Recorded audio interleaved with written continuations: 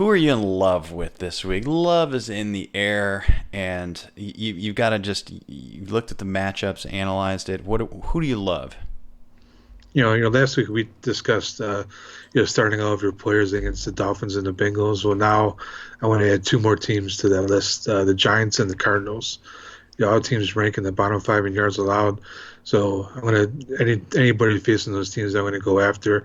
The Giants made fantasy owners happy that they drafted Jameis Winston, Mike Evans, after being non-existent for the first 2 weeks. They hooked up for 3 touchdowns yesterday, and the Cardinals made Kyle Allen look like the major high fancy pickup and let Cam Newton rest a little bit longer. So anybody facing those teams, taking a look at this week. So I'm looking for any of the Rams players that are playing the Bucks, which is kind of scary. So I'm looking at them too. Chargers, and one person on the Chargers I would look at. They're playing Miami. Sorry, Travis. They're playing Miami. I look for Justin Jackson to have a good game. I think they're going to be blowing him out.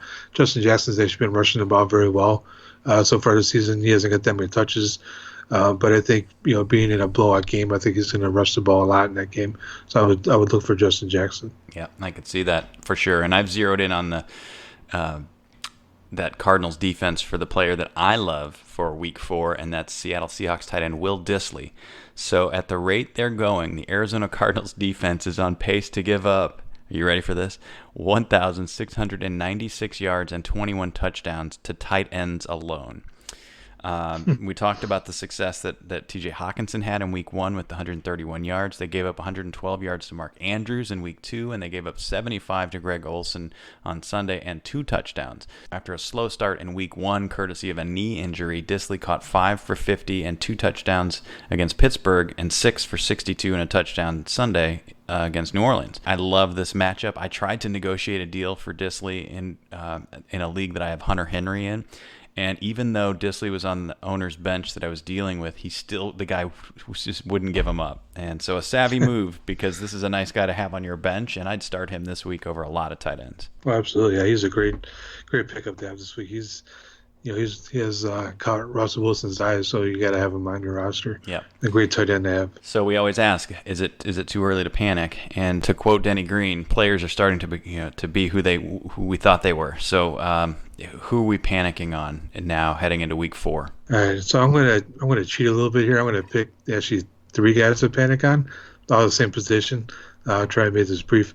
One guy that I hate to do this. He was one of my preseason breakout favorites. Is Chris Carson.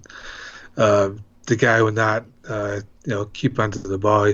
He fumbled in each game this season, and he's, luckily Penny was hurt last week, or he probably would have been. Penny would have been went out there and probably took over the job. Who knows? But Carson looked, pretty bad. That yesterday was good the first 2 games, but yesterday looked pretty bad. This week he faces that Cardinals defense.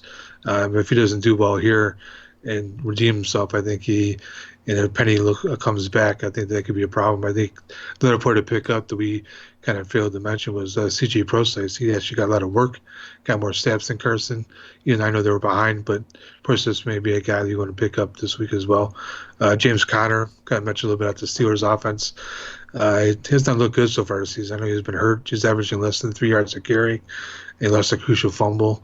I think the offense was pretty scary, but maybe the Bengals will be the cure. And Josh Jacobs, he does well when the Raiders are in the competitive games, but if they're far behind, he's not adding value in the passing game. He has 1 catch on 3 targets in 3 games. So in that game script, he's not doing well for you if the Raiders are behind, and they're going to be behind a lot of games. So I'm kind of worried about Josh Jacobs. Now, I did see Gruden say that he wanted to get Jacobs more involved in the passing game. So I think that he'll be okay, and his value will increase as the season goes on.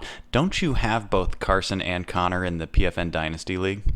Yeah, don't remind me. Yeah. Hey, if you want to swing a deal for Carson, I'm open to negotiations. So okay. I know that's your guy, so we can chat. Yeah. All right, so I'm panicking on a guy that I also have in the PFN Dynasty League, and that's Chiefs running back Damien Williams. I was really hoping that the Chiefs were going to use him in the Kareem Hunt role that they used him in. And he went from being the starting back to just one of the guys in that backfield with the addition of McCoy, the performance of Darrell Williams on Sunday, and then rookie Darwin Thompson just waiting in the wings. He's definitely not an RB1. He's really not even an RB2, and depending on his injury, he might not even be flex-worthy this week in a very delicious matchup against the Lions, who are 23rd overall in defense and 22nd against the run.